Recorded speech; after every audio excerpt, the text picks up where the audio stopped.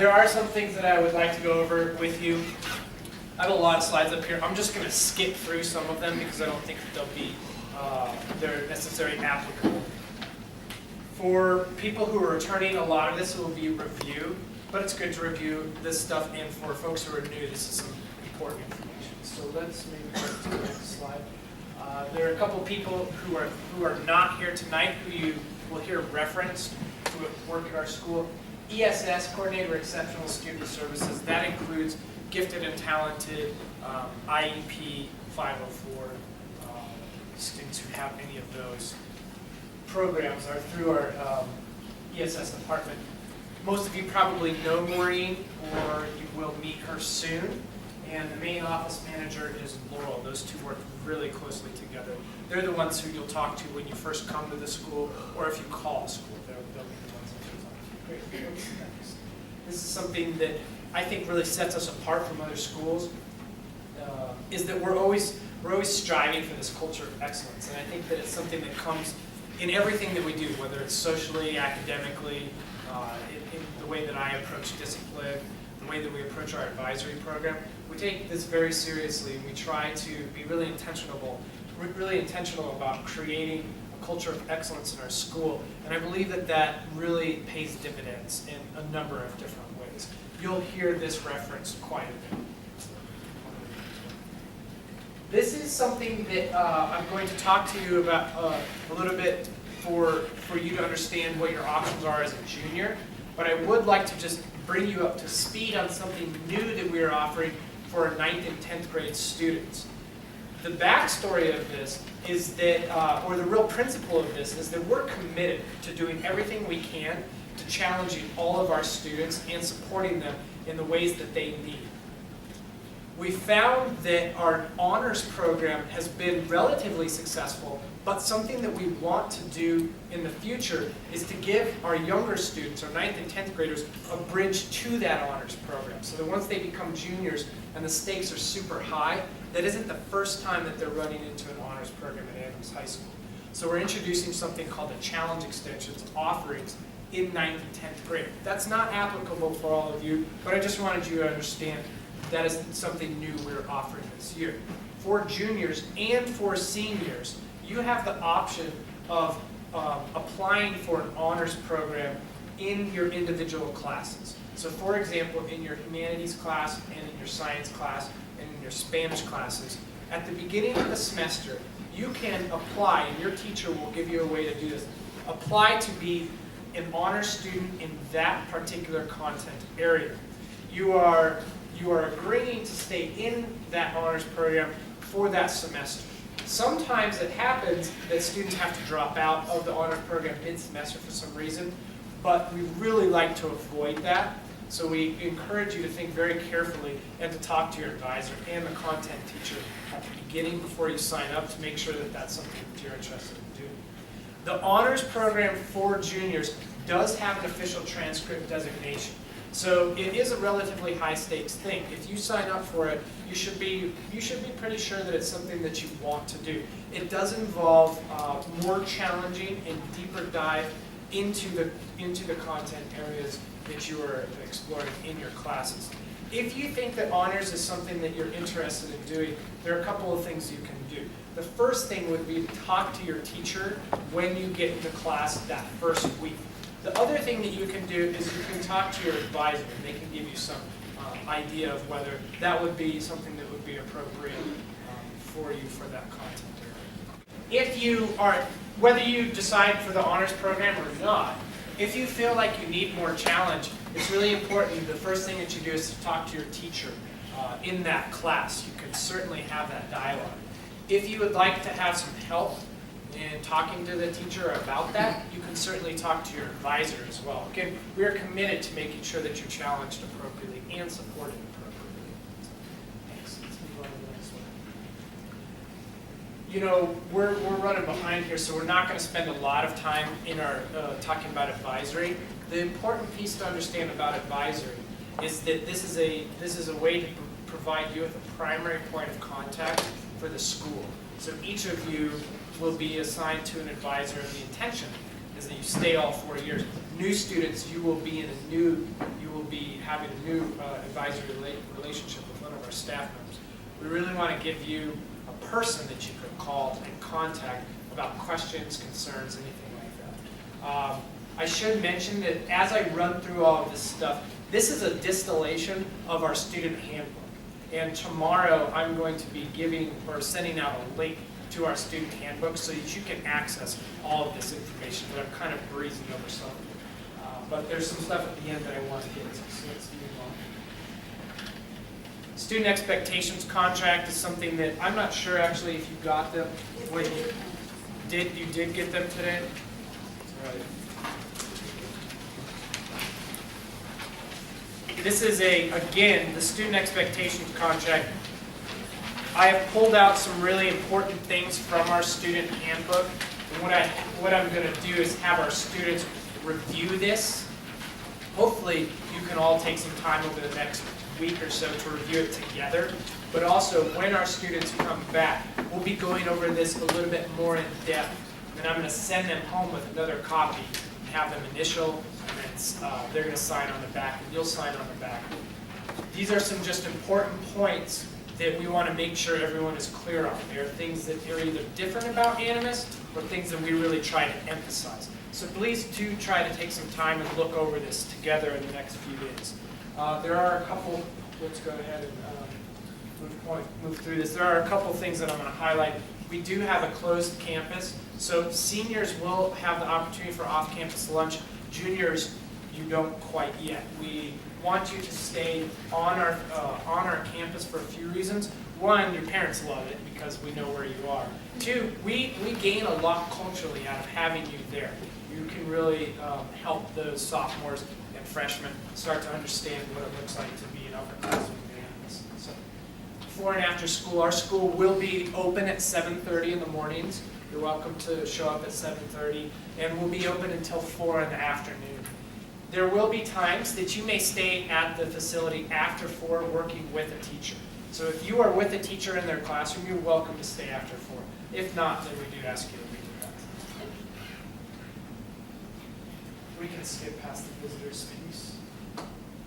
I will just highlight a couple of things about the fashion guide, since I spent about 90% of my time here. But don't forget gum. Don't forget gum. Oh, I won't. Don't you worry. Yeah, well, Hunter will. We don't allow our students to chew gum. In our old facility, it was just a problem. In our new facility, we're trying to sell these things hopefully in a few years, so that we can maybe move into a permanent location. We'll see how that works. We don't love to have gum on the carpets, and it just happens with teenagers who chew gum. So you can't chew gum. A couple of things about the fashion guide. We do require our students to always be wearing closed-toed shoes. What's that? FES, yeah, that's true. I have closed-toed shoes too. And you cannot wear a hat in the building. Young ladies, if you are going to wear something that has a strap on your shoulders, we ask that it's at least 2 inches wide, so that you're covering up some of your shoulders. All right, let's move on to the next. This is pretty standard for schools. I can tell you that as a college prep school, we take this pretty seriously. If you get into college and you have a problem with this, it's not going to be a conversation with the college. You're just going to get kicked out of college. So that is not necessarily the case with us, but we do take it seriously because we are trying to train you to be prepared for that. This, I think, kind of goes without saying, but please do review the student handbook and our student expectations contract to see what we're talking about with respect to self and others and the facility. Okay. Please don't do that. Let's see what's the next one. Yeah, definitely don't do that either. Well, let's go back for just a minute, because it is worth just taking a little bit of time here. This is something that, this happens with teenagers, right? They're going to be trying these things out. I understand that. Please do not do it at school. It's really important that you keep it off of our campus, because when you do bring it onto our campus, then I'm put in a position where I need to provide you with discipline and consequence, rather than really supporting you, which in a lot of cases, if teenagers are hard into this stuff, what they need is some sort of support. That leads into the next slide, which is something that is different about Animas. We ask all of our students, we expect all of our students to self-report significant problems that they have. So if they're, let's say it's a weekend or something, and they have a run-in with law enforcement, for example, then it's really important to us that as soon as possible, on that Monday when they come back, they go and they tell an adult about it at the building. It can be me, it can be their advisor, it can be their teacher. It doesn't matter who it is, as long as it's an adult. The reason for this is this puts me in a position to advocate for you. There are a number of times in the last few years where I've been in a meeting room with a police officer and a student who's just gotten into a lot of trouble. If the student has come and told me or another adult in the building, I'm in a position of strength. I can really be there to help the student, advocate for them, and say, listen, officer, we can do these things to advocate or to help the student, support them. I think that we shouldn't go too hard on them necessarily. However, and this has happened as well, if the cop shows up at the front door of the school or calls me on the phone and says, this happened, then I'm not in a position to advocate anymore. In that place, I'm simply I'm in a difficult spot where you would probably be facing further disciplinary consequences from the school. This sounds scary for students, but once they've gone through it, they find that it's actually a really helpful thing that we can do as a school. This is something also that is unique about Animas High School, and as juniors, you do not want to run into this situation. So I'm going to just briefly explain what our non-promotion policy looks like. First of all, you have to get a 70% to pass your class. So anything below 70%, you don't get credit for passing that class. If you fail one semester of a class, let's say you fail one semester of chemistry, we'll give you the opportunity to make that up in summer school. If you fail the whole year of chemistry, however, we don't think that it's possible for you to accumulate that full year's content in one summer class. So if you fail a full year, you will have to repeat the class. If you fail, let's say you fail one semester of science, and let's say one semester of one semester of Spanish. That's just 2 semesters. Again, we will give you the opportunity to make that up in summer school. However, if you fail a 3rd semester, so cumulative of 3 semesters, that's indicative to us. That's saying that you are not ready to be promoted to the next grade. We, as a college prep school, we want to make sure that when you graduate from our school, you are ready for the next level. So backing that up, we take very seriously the promotion to the next grade level. So again, if you fail, let's say 1 semester of chemistry, 1 semester of math, 1 semester of Spanish, you are in a position which you will have to repeat the grade. One tricky part about this is that humanities for a semester counts as 2, because humanities is 2 content areas. So if you fail 1 semester of humanities and 1 semester of physics, or 1 semester of chemistry, that counts as your 3, and you will be having to repeat the grade.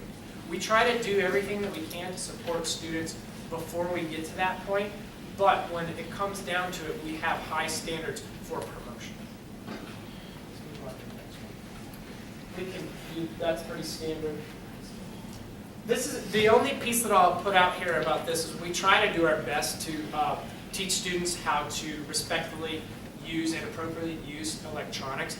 The absolute hardest thing about this is when parents contact their students during the school day, whether it's text or phone calls. That's the hardest part of it for us, because if the phone goes off in the middle of Steve's classroom and he says, what are you doing? And the kid says, well, it's my mom, then that puts him in a really difficult position. So please do not contact your students through text or call during the school day. You can always call the front desk and we can help you out there. Also, from 11:30 to 12:05, our students do have lunch, and at that time, it's fine. But please help us out with that. If you laugh, but it happens every single year. That's a big no. Yeah.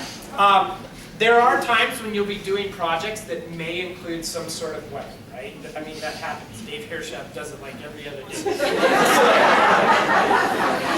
If that happens, pre-plan that with your teacher, and your teacher will come and tell me, and it's fine. We do that a lot. If you come to school and you realize something like, oh, I was camping over the weekend and I forgot to take the knife out of my backpack, just bring it to the front desk, bring it to the main office, turn it in. It's not going to be a problem. However, if we're in a situation where we find that you have a weapon that you have not disclosed to us, I am not going to deal with it. I'm going to call the police because I don't want to be in that position. So let's move on to the next one. You can read about that. That's pretty. So I do want to let you know a little bit about our approach to consequences. We really try to handle as many things as we can with the teachers and the staff directly, because that is the most direct and appropriate way to handle most things. Sometimes I will need to get involved, and if I do get involved, there are a few different ways that I may do that. I always try to approach this in a really allied approach with all of you. So I'll call you and maybe we'll set up a meeting. We might have some sort of behavior contract. Or there are times when we'll end up with a suspension, or in the worst case scenario, an expulsion. It does happen. I hate to get there, but we do have high standards for our students behaviorally and socially in our school. Your first day of school will be Wednesday, August 21st. Please make sure to be on campus by 8:15. We'll spend some time together in the morning. You'll be getting your schedules that morning, and then we'll take a tour of the class. You're going to jump into classes during third period. During that first day or two of school, your teachers will give you your supply lists so that you know what to use. You don't need to run out and buy all of your supplies that night. The teachers will just ask that you have them by the following Monday so that you have that weekend to take care of getting things. Our lunch period is from 11:30 to 12:05. Starting on Wednesday, we will begin our vendor program, which is new, this is something that is different about Animas, the way that we handle lunch. You're always welcome to bring your own lunch, obviously. But for our lunch program, we have a different vendor, a local restaurant that will deliver each day. So, for example, I think East by Southwest delivers on Thursdays or something like that. The way that it works is in the morning, you'll just sign up and say, you don't want like the chicken teriyaki or whatever. They will have specific menu options. Yeah, no, so you'll sign up for whatever it is that you want, and every day it costs $6. It's the same price for every day. You can sign up however much you want or however little you'd like to sign up. School will end at 3:15 and campus will close at 4 o'clock. And then on Thursday, you'll jump into your normal class schedule right after that. This is something unique to Animas High School. We want each of our students to have their own laptop. If they already have a laptop, great, they can just bring that. If you don't have a laptop for your student, you don't need to run out and buy one. We will loan you a computer that they can keep and they can take home and they can use it for the entire year. We will ask for a $200 security deposit for that. We'll sign up for that program if you need a computer during that first week of school.